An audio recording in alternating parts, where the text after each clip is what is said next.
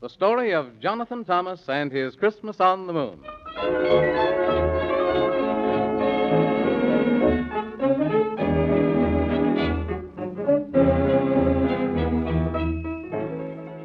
This is the story of a wee little boy who has just turned 6, and his name is Jonathan Thomas. And what happened to him is not just fiddlesticks, for right here's where we make the promise. It could have happened to you if you were not you, but instead were Jonathan Thomas, who said his prayers every night upstairs and jumped into bed clear up to his head and snuggled and juggled and ruggled and juggled, 'cause Christmas was not very far off, and was as good as he could, as all other boys would, if Christmas were coming so soon.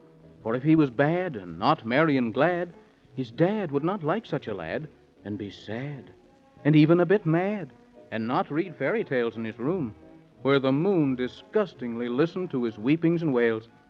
But here is the story, and it's true, don't you worry, 'cause remember, I made you the promise. It's as true blue, and could have happened to you, if it hadn't happened to Jonathan Thomas.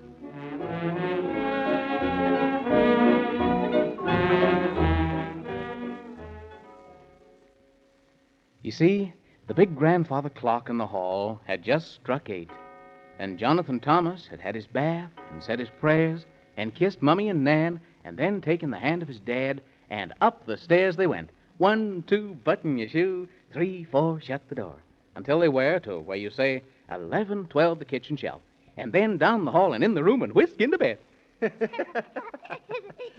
Now. Now pull the covers up so you won't catch the sneezels. Daddy. What is it? Mommy said if I were to brush my teeth 4 times, you were to speak a story. Well, now, and did you brush your teeth that many times? Uh-huh. Then what shall the story be about? About Jonathan Thomas and Gus. Jonathan Thomas and Gus? Uh-huh. Well, once upon a time, there was a little boy... Wait, Daddy. Hmm? Gus has got to hear, too. He can't if he's under the covers. Oh, well then, by all means, we must haul him out from under the covers. But Gus would be as angry if he didn't hear the story. And he'd probably cry until his sawdust got wet. There now. Now, let's sit him up on the pillow, and we'll twist one ear a little further forward, so he'll have no difficulty in hearing. Now then, are we ready? Uh-huh. Well, once upon a time, there was a wee little boy who had just turned 6, and his name was Jonathan Thomas. And he had a beautiful stuffed teddy bear named Gus. And one night, when Jonathan Thomas went to bed away upstairs, after he'd brushed his teeth, and when he was tucked in with Gus by his side, and when he was asleep, a long, slender moonbeam made of pure silver came through the window, like that. And down the moonbeam came sliding 2 of the queerest creatures you ever did see, like that.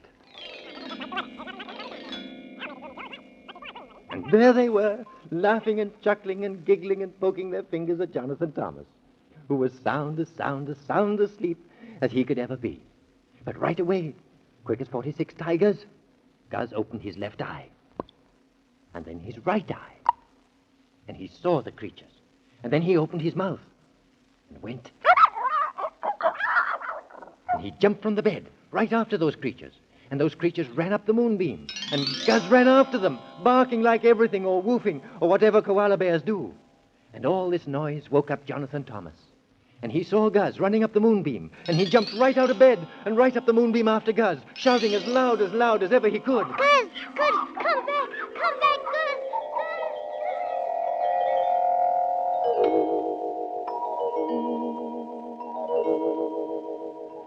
Ooh, what a very strange place.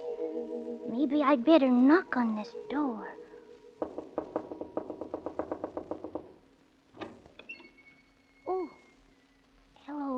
Well, goodness gracious, my land and Jiminy Crickets.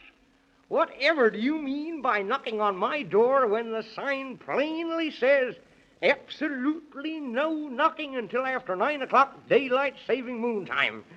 Where are you? I mean, who are you? I don't see your name written on you anywhere. Well, speak up.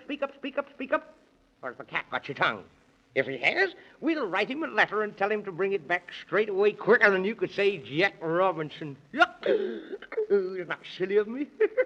If the cat really got your tongue, you couldn't say Jack Robinson, could you? My name is Jonathan Thomas. Oh, what a silly name. Thomerson Jonas.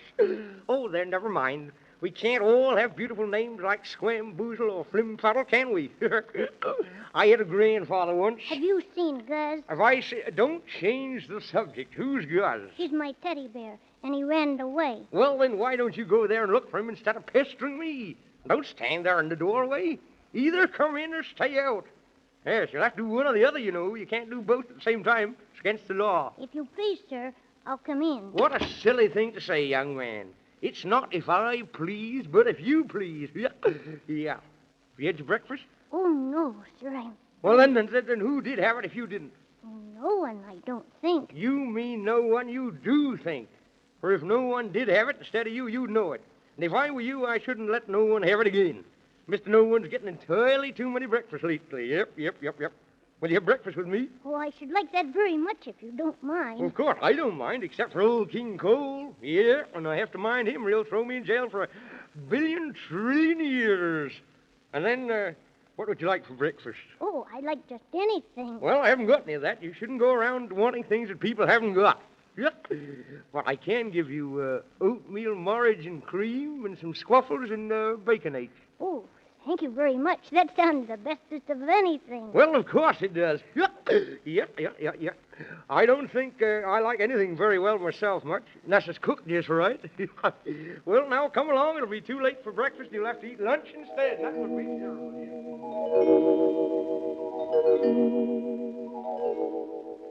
Oh, I'm as full as 2 times 2. That was the bestest breakfast I ever ate. Oh, but I wish Guz was here. Do you expect we could find him? Well, I suppose we can. If you know where he is. But I don't know. Well, then how on the moon do you expect to find him if you don't know where he is? Of course, it might be that the squibboblims have him. Who? Only owls say, who? Haven't you ever heard of the squibboblims? They're always catching something. A long time ago, they caught little Bo Peep's sheep. And they never brought him back. And only last Tuesday, I had a cold. Oh, it was a beautiful cold. And they caught that. And I haven't seen it since. They're a most dreadful people. Are they? Oh, you expect they caught Guz? Well, I shouldn't be at all surprised. But I sometimes am. Oh, I hope not. Because next to my mommy and dad, I love Guz the bestest. Yeah. Shh. Do you hear anything? Of course I do. There's somebody at the door. Oh, my goodness, I thought so. Now I'll have to say come in, for I can't say stay out, for whoever it is already out. So I'll have to say come in. Well, can't you just say nothing at all? I don't know. I've never tried. What does it mean? Oh, dear, oh, dear, oh, dear. I'll just have to say come in. Yes, I will, yes, I will, yes, I will. Come in! Oh, so it's you, is it? Yep. Well, what do you wish? And you can't have more than 3 wishes. If you please, Mr. Man in the Moon, I have brought great news. Well, let me see it. I have come to tell you that you had better hide, because the wretched squibubbles are coming. And now I have to go and tell everybody else. Goodbye. Oh, my goodness, the squibubbles are coming. Oh, this is terrible. Come quickly, Jonathan Thomas. We must hide ever so fast or they'll catch us. Where will we hide? Well, right here, of course. Where do you suppose? If the squibubbles come into this room, just shut your eyes and don't make a sound. Don't we have to hide somewhere? No, because somewhere is too far to go and we haven't time.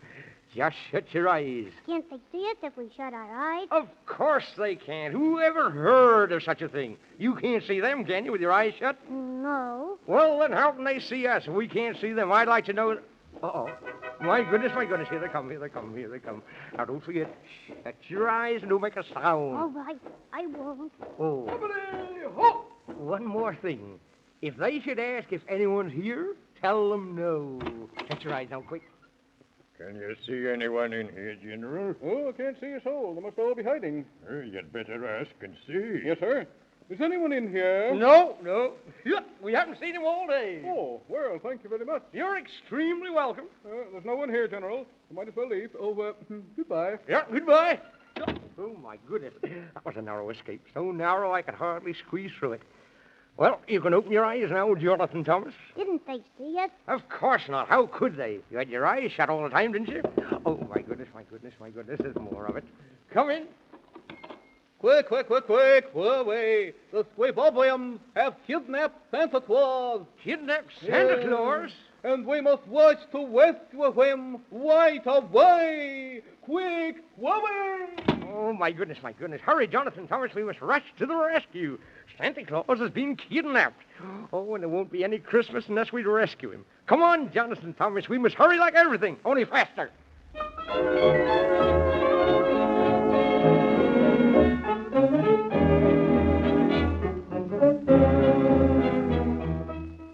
Well, it isn't very long until Christmas, and Santa Claus has been kidnapped.